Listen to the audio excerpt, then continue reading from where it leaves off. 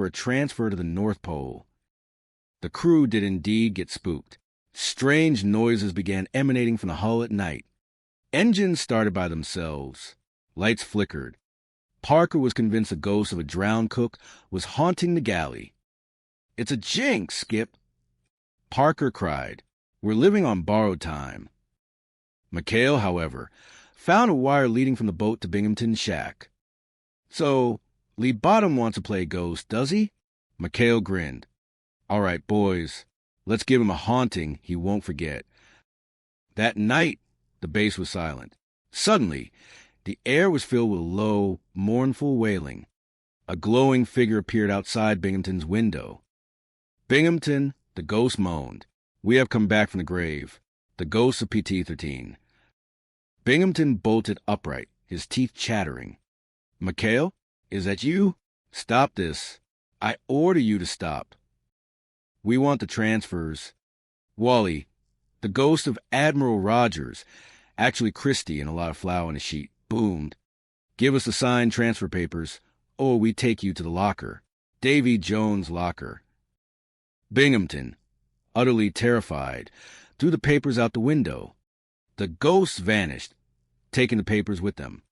The next morning, McHale presented the found papers to Binghamton, who was so rattled he accidentally signed a requisition for 300 gallons of medicinal, brandy for the crew. Chapter 6.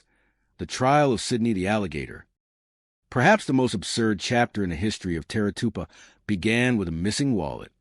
Binghamton had marked 9 $100 bills and accidentally dropped his wallet near the 73 boat, hoping to catch McHale in an act of theft. Instead, a local alligator named Sidney, who had developed a strange fondness for Ensign Parker's peanut butter sandwiches, swallowed the wallet. He ate the captain. Parker screamed when he saw Sidney with Binghamton's ID card in his mouth. Binghamton, however, was convinced the crew had the money. He hauled Parker before a fitness board, accusing him of grand larceny. "I intend to prove," Binghamton shouted at the court-martial, "that this deceitful, thieving ensign stole my money." "I object," Parker cried. "I demand a mistrial on the grounds of temporary insanity, the alligator's insanity. He's crazy about peanut butter." The court was in an uproar until McHale walked in, leading Sidney on a leash. "Sir, we have a key witness of defense. Get that monster out of here." Binghamton shrieked, climbing onto the judge's table. "Sidney, show the court the evidence," McHale commanded. Sidney gave a mighty burp and deposited a soggy leather wallet onto the floor. Binghamton's marked bills were all there, but the humiliation didn't end there. Lieutenant Carpenter, under pressure, admitted the whole thing was a trap set by the captain. "Aha!" the judge boomed. "So it was a frame-up, case dismissed, and Captain Binghamton, I suggest you take a long rest. You're starting to look like an alligator yourself." Chapter 7. The New Caledonia Payroll Caper. The final showdown took place in New Caledonia. Binghamton, in a rare moment of trust, which was actually another trap, ordered the 73 boat to pick up the base payroll, $62,000 in cash. Take the shortcut, Binghamton had whispered to Parker. Past the racetrack. It's perfectly safe. Naturally, Parker was hit over the head, and the money vanished. "Skip," Parker moaned when he woke up. "I lost it. All I saw was a girl's ankle with a heart-shaped birthmark." McHale knew they were in trouble. Binghamton was already on his way to New Caledonia with a squad of MPs. "We got to find that girl, and we got to find that bag." The crew scoured the island. They checked ankles in cafes. They searched gambling dens. And they dodged Binghamton in a high-speed jeep chase through the streets of Noumea. Finally, they tracked the thieves to an old warehouse where a group of Vichy French collaborators were hiding. A massive brawl ensued, involving flying baguettes, wine bottles, and an antique cannon. Binghamton arrived just as the dust settled. "All right, McHale, where's the money? Produce it or it's the brig for life." "Wait a minute, Captain," McHale shouted. "Chuck, light the fuse." Parker lit the fuse on the antique cannon. Boom! The cannon didn't fire a ball. It fired a cloud of green paper. $62,000 rained down on the stunned MPs. The thieves had hidden the cash in the barrel.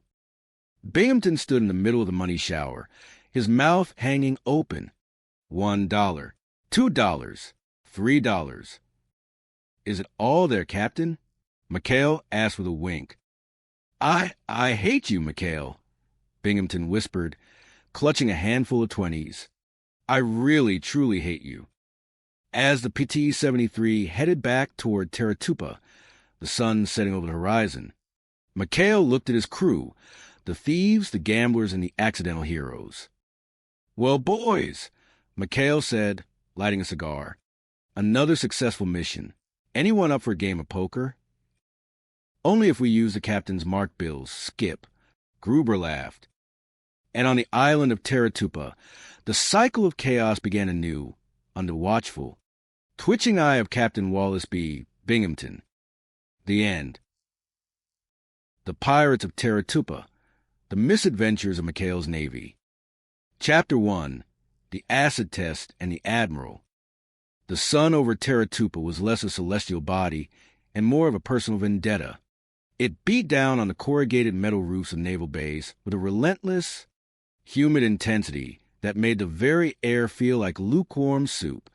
Inside the commander's office, Captain Wallace B.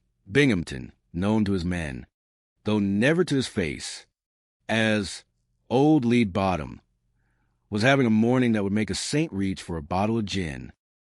"Garter belts," Binghamton roared, his voice cracking like dry parchment. "You are the supply officer here, Carpenter. If the nurses need garter belts, you snap to it. Shake a leg. Oh, you know what I mean." Lieutenant Elroy Carpenter, a man whose spine seemed to be made of wet spaghetti whenever his superior shouted, jumped nearly 6 inches off the floor. "Sir, I'm trying, sir. It's just that the Pacific Theater isn't exactly a lingerie boutique." Binghamton clutched his midsection. "Everything is on my shoulders. The sinks in the Petty Officers Club are backing up. The Japs are lurking in the bushes. And now I'm the chief of corsets? I'm the commanding officer here, Carpenter, not a plumber or a seamstress." His stomach gave a violent, audible lurch. He reached for a bottle of antacids with the desperation of a drowning man. "My stomach acid could start a Buick," he groaned. "Tell me, did the message come through?" "Yes, sir," Carpenter whispered, looking like he wanted to hide under the desk. "Admiral Rafferty, Iron Pants Rafferty, is arriving today for a sneak inspection." The color drained from Binghamton's face, leaving him a shade of gray usually reserved for naval hulls. Rafferty was a man who ate discipline for breakfast and spat out court-martials for lunch. If he saw the state of Teratupa, specifically the state of McHale's crew, Binghamton's career would be over faster than a torpedo run. "McHale," Binghamton hissed, the name tasting like bile. "It's all his fault. Those cutthroats on the PT-73. They've turned this base into a tropical country. Club, if I'm in charge when Rafferty arrives, he'll have my head. But—" a devious, desperate light flickered in his eyes. "If I were sick, incapacitated, then someone else would have to face the music. Sir, I'm having a collapse. Carpenter, a supreme test of my endurance. Call the medic. Hurry, I'm not well. I'm paying the price. For my service." Binghamton began to stagger, clutching his throat with theatrical fervor. "Catch me, you stupid nitwit." Carpenter, alas, did not catch him. The sound of Binghamton hitting the floor was the opening bell for the greatest circus the South Pacific had ever seen. Chapter 2, The Acting Commander and the Tropical Resort. By the time Lieutenant Commander Quentin McHale was summoned to the hospital, Binghamton was tucked into bed, looking remarkably smug for a man supposedly at death's door. "Oh, McHale," Binghamton moaned, his voice a frail reed. "I'm in bad shape. The medics, they don't know what it is. I have to point an acting